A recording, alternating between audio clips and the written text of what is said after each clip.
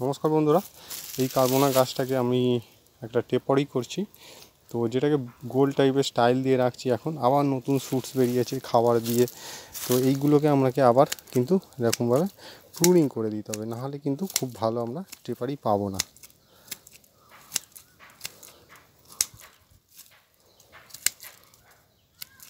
এটাকে গোল টাইপের একটা শেপ এখন আপাতত দিয়ে রাখবো, এবং পরবর্তীকালে মনসুন সিজনে একে আর একটু ভালো একটা শেপ দেওয়া হবে।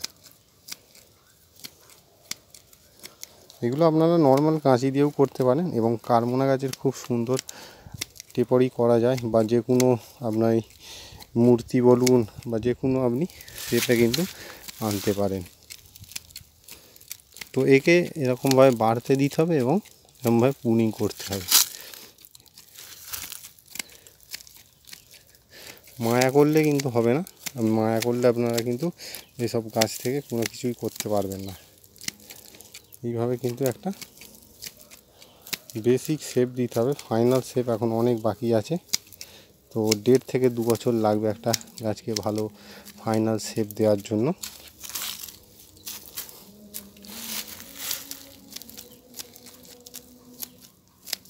যত এইভাবে আপনারা কাটবেন এবং এতে খাবার দেবেন, তত কিন্তু এই গাছগুলো সুন্দর একটা লুকে চলে আসবে।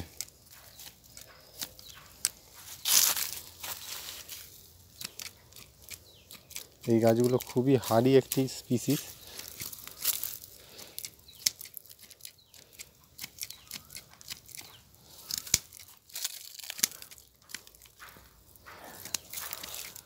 এবং এই গাছের খুব সুন্দর বনসাই হয়। আমার সব চ্যানেলের ভিডিওতে দেওয়া আছে, আপনারা চাইলে দেখতে পারেন। তো এখানে একটা জাস্ট বেসিক আমি শেপ দিয়ে রাখছি।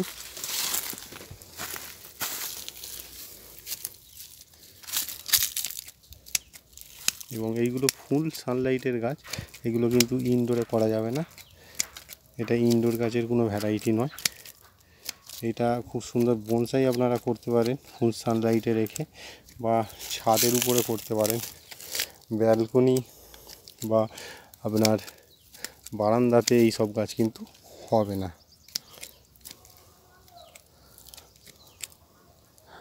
দেখুন, এই একটা ফাইনাল আমি মোটামুটি লুক এনেছি। এটাকে আরও বড়, আরও সুন্দর এবং গোল করতে হবে, এবং এইখানে যে গ্যাপটা আছে এইটাকে পরে আমরা কভার করে দেবো। তো একটি ব্রাঞ্চকে যদি এদিকে আমরা টেনে নিয়ে চলে আসি, তাহলে এইটা কিন্তু আস্তে আস্তে কভার করে দেওয়া যাবে, কোনো অসুবিধা নেই।